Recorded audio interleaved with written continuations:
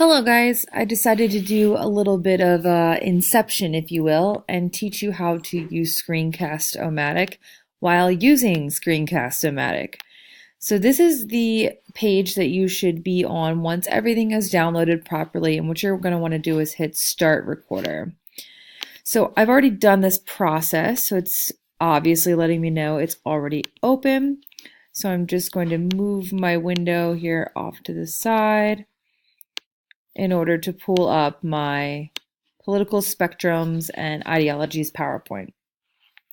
So what you could use this for is just simply going through a PowerPoint, educating your students on a bulk of information that they need all at one time. You think it's just too much for the classroom, it's eating up too much of your precious time.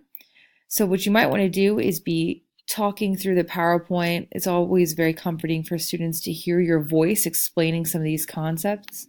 You can use the mouse to sort of emphasize anything by clicking on things.